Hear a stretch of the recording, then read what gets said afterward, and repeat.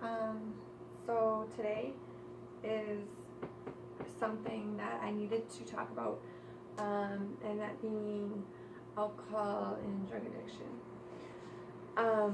So I watched this video on YouTube, and it was about alcoholism and how this woman literally got off the stage and completely changed her life around, and she was all power forward. But anyways, so what my thing is I used to post videos on YouTube, but I kind of deleted my stream. My channel's gone.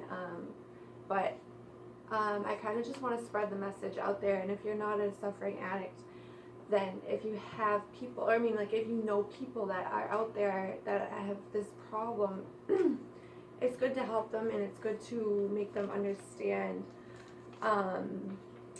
the full ratio portion of it and how it all works. Okay, so today this one is about the 12 steps, and the first step being we admitted we are powerless over alcohol, that our lives had become unmanageable.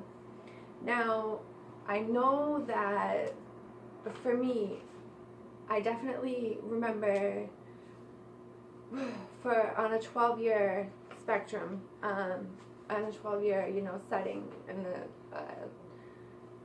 span, I definitely had a problem with drugs and alcohol. I didn't really have a drug of choice. I was kind of always in whatever it was, whatever. And I try. I'm not perfect at this.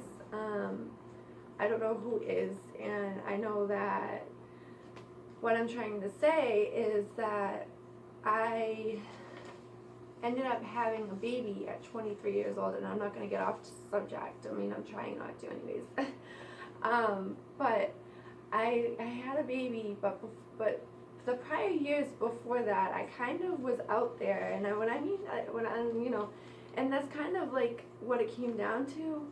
But I kind of I don't know. I was sleeping on the streets. I was sleeping with dirty men, just as dirty as me, and it kind of just once I look back on it, and I go back to the step again. We admit we are powerless over alcohol. I was powerless. I was sleeping with men on the streets. I was sticking needles in my arms. I was fucking doing all types of crazy shit, and it wasn't good. It wasn't attractive. It's not excuse me. It wasn't something that I ever wanted to do. But it was a disease of the mind, and actually, the disease of the mind of addiction lives in the same area where your brain tells you you're hungry, and I thought that was interesting as well. So the story goes on, and I am definitely years and years and years clean now. So if you put it around 3 years, I got sober in 2016 when I had my daughter, and that was October 2016. So I am definitely just at that mark where it is 29 months.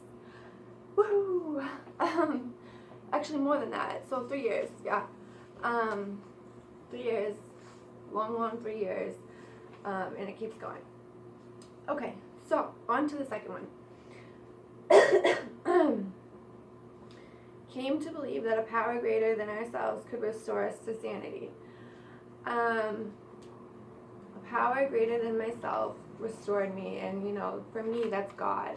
I don't know about all you spiritualities out there and all these people that are spiritual and stuff like that, but it's just crazy because I still work on myself every day. I definitely feel like I'm definitely clean. I'm not waking up every day moisturizing my skin, just to feel good for the moment, and taking a quick shower wherever I was, whatever shower that I could jump in so that I could be clean. I was very particular on that. It's not that it's a big deal or that it matters, but yeah, I kind of just wanted to be clean and look good. But anyways, so like the story goes on. I was provocative. I had like low self-esteem, and I kind of portrayed myself in an ugly manner. Anyways, on to the next step. Number 3. Made a decision to turn our lives over to the care of God as we understood Him. So I turned my life over to God, and I keep doing it, and I will always love Him. I will always pray every single day before I go to bed, and as much as I can during the day. It's just the best thing to do.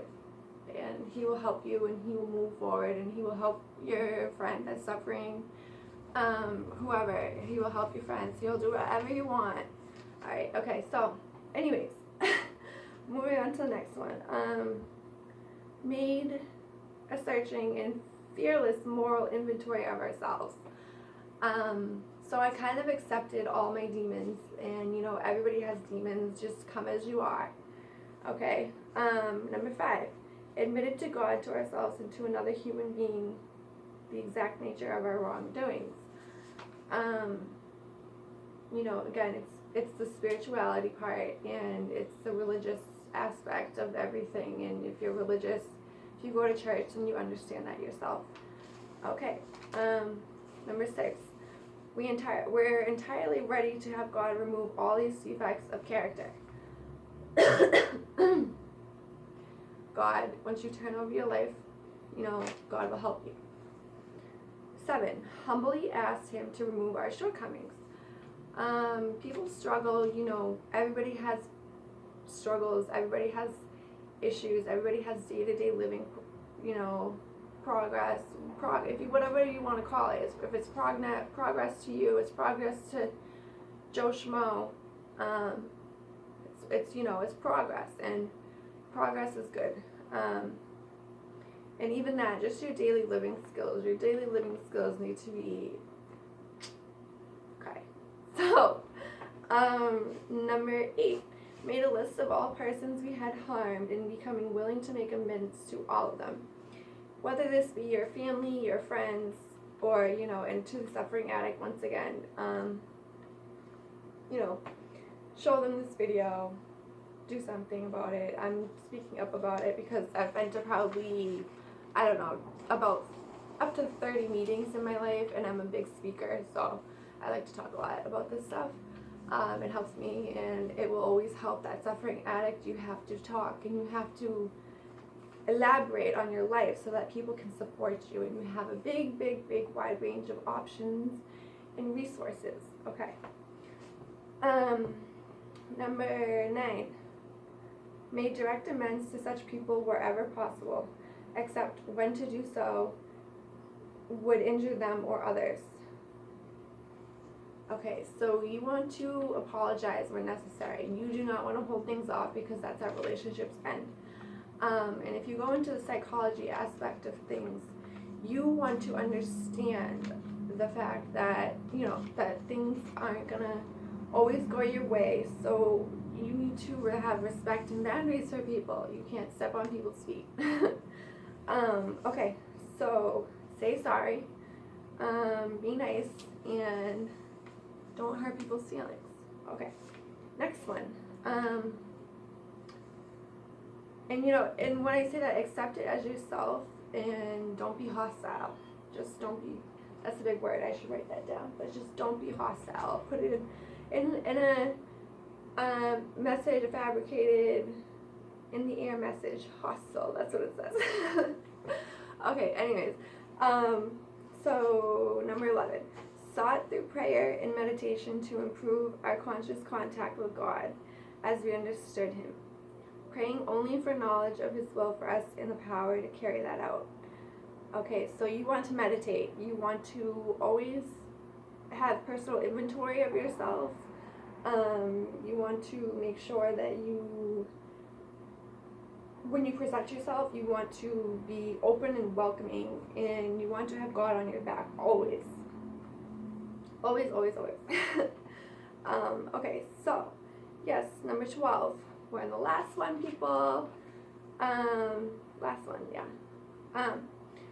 Having had a spiritual awakeness, awakening, and as a result of these steps, we had tried to carry this message to alcoholics and practice these principles in all of our affairs.